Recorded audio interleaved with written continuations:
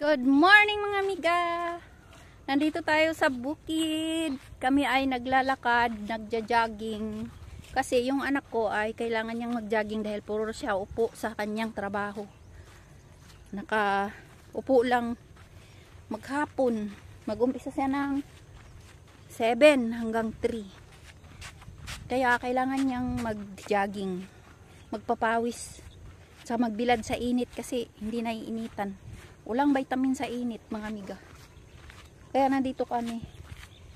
Pag di-off lang niya. Nung minsan pumunta kami sa Clark, hindi ako pag-vlog doon. No? Yung ganda doon. Babalik tayo doon. Mag-picnic daw tayo. Grabe yung tao doon. Ang dami. Ngayon, dito naman tayo sa bukid. Kagaling ko lang na malingki. Yan o. Nakaikot na kami. Ito. Nakapunta na kami doon sa kabila. Ito. Tapos pabalik, ito na, diretso kami dito sa resort. Punta tayo doon sa ano, 'di ba? Dati ang dami naming vlog ni Laika dito. Ningal na. Dami naming, hindi na ako nagmamasahe dito mga amiga kasi lagi nang nagkakasakit yung matanda sa pneumonia. Kaya hindi na ako nakakapunta dito. Tagal na, halos mag 1 year na akong hindi ko sila minasahe kasi na-stroke yung matanda. Last niyang minasahe ko siya. Na-stroke na siya sa sa sakyan. Galing siya nag-gold. Tapos may aso, grabe laki oh. Tapos nung pag-uwi niya, masakit na yung katawan niya. They could bite. Tinawag ako magmasahe. Tapos yung kabilang katawan niya pala nun, na mild stroke na siya, tapos nagpamasahe sa akin kinabukasan. Nalupay-pay na. Mahina lang yung masahe ko nun Tapos yun, dinala sa doktor na mild stroke siya. Tapos gusto pa niyang magmasahe, ayaw ko. Sabi ko, pag gusto niyang magpamasahe, sabi ko, gusto mo pang mabuhay ng matagal. Wala kasi dyan si Manong. Matapang pa naman yung aso dito. Mukhang wala na silang aso eh. Hindi, yan, yung sa kapitbahay. Yung kay Junior. Walang aso dito. Ay, nandiyan na naman, nakatira na naman yung may-ari ng bahay dito banda. O, yun nga mga amiga. Sarado. Pinapasyalan ko lang si ate. Minsan siya na nang pasyal sa akin. Pagkwentuhan niya. Wow. Ngayon ay, hindi ko na siya napuntahan. Tapos iharap ko sa inyo yung bukid, no? Para makita niyo yung bukid. Ayan, ang bukid. Nag-jogging yung aking anak.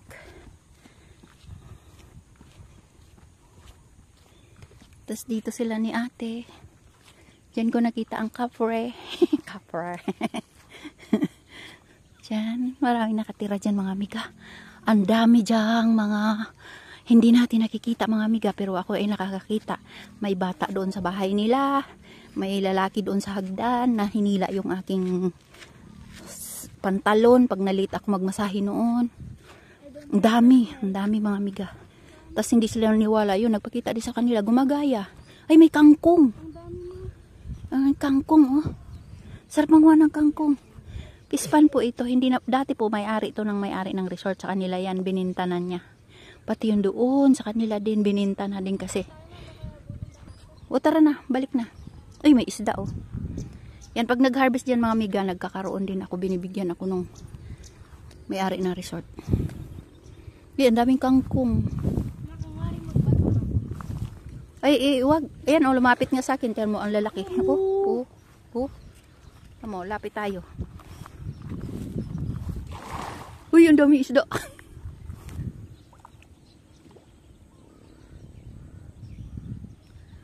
Kala nila, bigyan ng pagkain. Tara na. Ang isda, binibigyan ng pagkain. Andyan sila ni ate yan, nagwawalis sila. Sa umaga ay nagwawalis sila kasi pag ganyan walang resort, hindi open ang resort, ay wala silang boy. Sila lang yung nagwawalis mag-asawa. Yan, babalik na tayo. Ganun lang, chismisan lang tayo. Yan nga, nung piyesta sa amin, December 8 ay nandoon sila sa amin. Ay, pumunta doon sa kapitbahay namin kamag-anak nila, tapos nagkita kami ni ate, nagchismisan kami. Sabi niya, pasyalan ko daw siya. Kailangan pag pumunta ako dyan mga amiga, yung wala akong ginagawa, pumunta lang. wala akong gagawin sa bahay. Kasi pag nag-usap kami, hindi kami matatapos. Kahit siguro maghapon. Nung minsan maghapon kaming mula 1:00 hanggang 6:00. Kwentuhan lang. Tapos binayaran niya ako. Binayaran niya ako yung oras ko. Tingnan mo yung magja-jogging. Tanggal yung natin. Grabe itong solar na to. Tapos na. Mga miga, napalibutan na kami ng solar. Yan, tapos na yung doon yan. Yan, solar na yan mga miga. Ang haba niyan, ang lawak yan. Hanggang doon yan sa likod ng aming barangay. Yan, tapos ngayon naman ang ginagawa. Ito, hanggang doon yan. Ito yan, hanggang doon sa amin. Inchik na yung may-ari dito sa mga lupa dito mga miga. Yan, hanggang doon yan sa likod namin. Yan. Diba, ang daldal ko. Tapos mga miga, excited na ako kasi malapit na naman kaming uuwi ng Bohol. Pero marami pang mangyayari bago kasi mag-graduate pa si Laika. Mag-graduate siya ng grade 6 April 15 yung graduation yata nila. Tapos ilang araw na lang, February na. Ang bilis ng araw, grabe. Tapos pagdating doon, sana mapagawa ko. Marami akong mapagawa. Kasi ipa-blessing namin yung bahay. Kahit hindi pa tapos, ipa-blessing namin mga amiga. Tapos paggawa ako ng sarili kong kwarto. Tapos paggawa ako pabubong ako ng terrace. Kahit bubong lang para hindi masira yung pinto. Tapos paggawa ako ng dirty kitchen. Ganun lang. Kasi mayroon na akong lababo. Nakapagawa ng lababo. Diba? Nung uwi ang ate ko nung November, nandoon siya. Pinagawa ko siya yung nagpakain siya, yung nagbantay. Tapos, yun. May bakasyonan tayo. Kaya lang, boring pag nandoon. Baka maboring kayo. Pero ang sarap. Paggawa ako kasi malayo kami sa balon namin mga amiga. Tapos, Jetmatic naman ang kuya ko. Bibili daw ng hose mula sa kanila. Pero gusto kong gumawa ng balon doon sa sa baba lang ng bahay. Malapit lang yung may pispan. Basta malapit lang. Tas ang gawin ko, may tulay kasi palalim kasi yung pababa yung lupa. Para hindi mapagod pag akyat. Lagyan ng kawayan. Ngayon bibili ako ng kawayan. Mura lang kawayan doon. 20 pesos lang isa. Bili ako ng maraming halagang 1,000. Ang dami na nun. Kasi gagawa rin kami ng tambayan doon sa harap. Upuan. Kasi maraming doon. Mga bisita pag piyesta. Piyesta kasi sa Mayo. Yun. Ganon. Ang dami kong daldal sa inyo, no? First time ko yatang ganitong daldal. O yan. May nagja-jogging din na iba.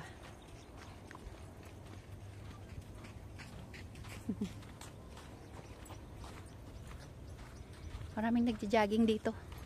Tamad lang kami dito mag-jogging kasi may aso ang kapitbahay namin ang hahabol. Kaya kung wala yung aso, may dala kaming mga pamalo. Kung wala yung aso, ay kahit araw-araw kami dito. Ang init na, pawis na kami. Daldal ko mga amiga, no. Ngayon, magpaalam na ako sa inyo kasi linggo ay lipat ko na yung aking laba. Linggo na yung laba ko kasi walang bakho, hindi sila nagtatrabaho. Grabe yung alikabok niyan papunta sa amin. Yan pag nagukay. Pwede kang bumili diyan ng lupa o kaya hihingi. Tas panambak. Ay te. Kaya lang wala tayong sasakyan. Patambak kami doon sa likod. Kahit siguro maghakot lang, no. Kaya lang hindi pwedeng makapasok dahil nakabakod. Hindi ka pwedeng humingi kasi nakabakod. Te, kung hindi lang nakabakod yan, no, pwede tayong humingi ng panambak. Ang daming panambak, oh. Anong panambak? Yung lupa. Yan, oh. Ang daming panambak. Hindi ka naman pakapasok yan, oh. Pero temporary lang yung bakod na yan. Kasi sa kanila din yung nandito, inurong lang. Hinintay lang yung tinanim, hindi sinira. Sa kanila na din yan, eh. Hindi lang, kasi mayroong tinanim na doon din, yung may palay doon sa kabila dito.